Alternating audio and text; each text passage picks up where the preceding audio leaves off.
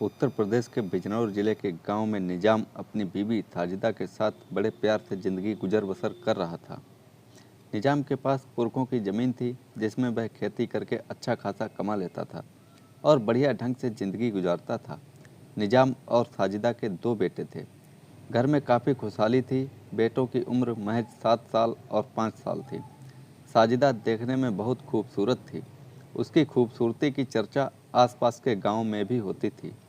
और हो भी क्यों ना, साजिदा के सुर्ख गाल, गुलाबी होंठ ऐसे लगते थे मानो गुलाब की पंखुड़ियाँ खिलने को बेताब हों। उसके काले घने और लंबे बालों में चमचमाता गोरा चेहरा ऐसा लगता था मानो बादलों को चीर कर चांद बाहर निकल आया हो। नवंबर का महीना था। दिवाली आसपास ही थी। एक सवेरे जैसे ही निजाम उठा, उसने देखा कि उसके घर की ज़मीन अपने आप ऊपर उठी हुई है। जब यह सब साजिदा ने देखा तो वह बोली, इसके नीचे जरूर कोई खजाना गड़ा है। निजाम ने उस जगह खोदा तो वहाँ एक खाली घड़ा मिला। साजिदा बोली, माया ऐसे ही नहीं मिल जाती। वह तो जिसकी किस्मत में होती है उसे ही मिलती है।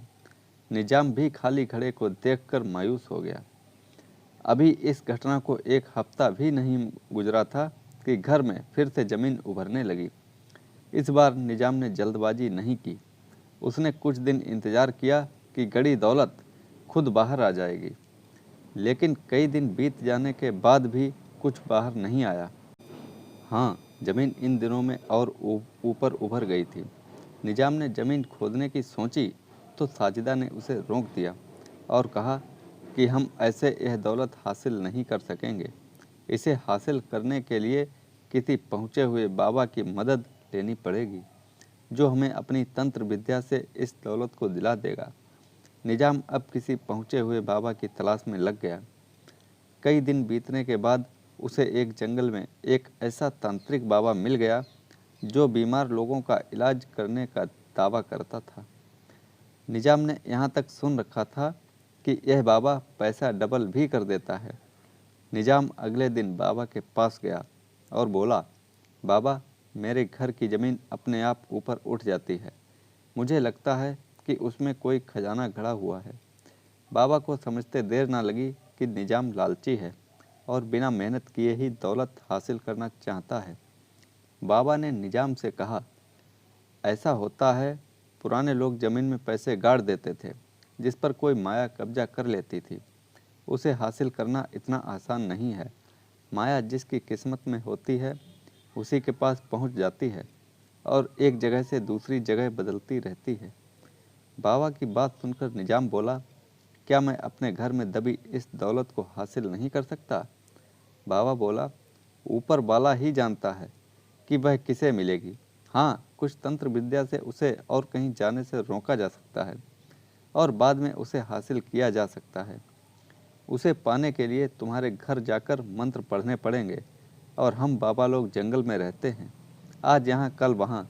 हमें खुद को नहीं पता कि हम तो लोगों की मदद करने के लिए एक जगह से दूसरी जगह पर घूमते फिरते रहते हैं। हम किसी के घर नहीं जाते। निजाम मायूस होकर वहाँ से घर लौट आया। घर आकर निजाम ने सारी बातें साजिदा को बताईं और कहा कि बाबा ने घर पर आने से मना कर दिया है। पता नहीं अब यह दौलत हमें कैसे मिलेगी। यह सुनकर साजिदा बोली, हम दोनों कल दोबारा उनके पास चलते हैं। सुना है कि बाबा लोग औरतों पर बड़ा रहम करते हैं। मैं उनसे मिन्नत करूंगी, शायद उनका दिल पिघल जाए। अगले दिन निजाम और साजिदा तांत्रिक बाबा के पास पहुँचे। साजिदा जैसी हसीन खूबसूरत औरत को देखकर बाबा के अंदर का शैतान जाग गया। वह मन ही मन साजिदा को पाने के लिए बेकरार हो उठा।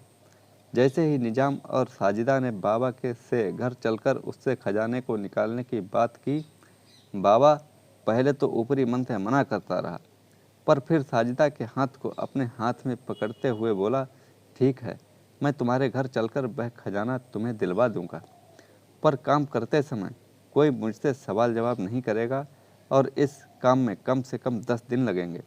मैं जैसा कहूँगा तुम दोनों को वैसा ही करना होगा। अगर तुम्हें यह मेरी शर्त मंजूर है तो मैं तुम्हारे घर चलने के लिए तैयार हूँ। निजाम और साजिदा की मानो मन की मुराद पूरी हो गई थी। साजिदा ने फौरन कहा, हम आपकी हर शर्त मानने को तैयार हैं। बस आप किसी भी तरह वह खजाना हमें हासिल करा दो। तांत्रिक बाबा निजाम और साजिदा के साथ उनके घर आकर रहने लगा। उसे वहीं कमरा दे दिया गया जहाँ जमीन ऊपर उठ रही थी। बाबा 3 दिन तक उसमें अपनी तंत्र विद्या का ढोंग करता रहा। इन 3 दिनों में जमीन और ऊपर उठ चुकी थी। यह देखकर निजाम और साजिदा उस बाबा की काफ़ी सेवा में लगे थे। उसे बढ़िया बढ़िया खाना परोसा जा रहा था। बाबा समझ चुका था कि अब ये दोनों पूरी तरह से उसके चंगुल में फंस चुके हैं। अब बस उसे नया ड्रामा शुरू करना था।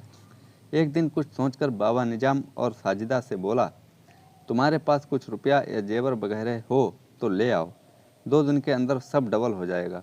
इतने में मैं माया को काबू करके उस दौलत को हासिल करूंगा और तुम्हें दूंगा। उससे पहले मैं तुम्हारा सारा धन डबल कर देता हूँ, क्योंकि माया पर काबू पाने में अभी समय लगेगा। तुम दोनों ने मेरी इतनी खिदमत की है जिससे मैं बहुत खुश हूँ। मैं चाहता हूँ कि तुम्हारी मदद करके तुम्हें अमीर बना दूँ। दौलत के अंधे लालची वे दोनों बाबा की बातों में आ गए। साजिदा अपने जेवर ले आई और निजाम नगद 30,000 रुपये। बाबा बोला, जो भी डबल होगा वह एक ही बार हो सकता है, इसलिए मैं पहले ही बता देता हूँ कि जितना भी ज़्यादा इंतजाम कर सकते हो कर लो।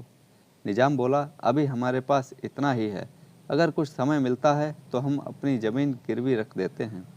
जब पैसा डबल हो जाएगा हम उसे अदा करके अपनी ज़मीन छुड़ा लेंगे। बाबा बोले, ठीक है, तुम जल्दी से पैसे का इंतज़ाम कर लो। निजाम ने जल्दी में अपनी सारी ज़मीन गिरवी रखकर एक ठेकेदार से 10 लाख रुपए एक हफ्ते के लिए उधार ले लिए।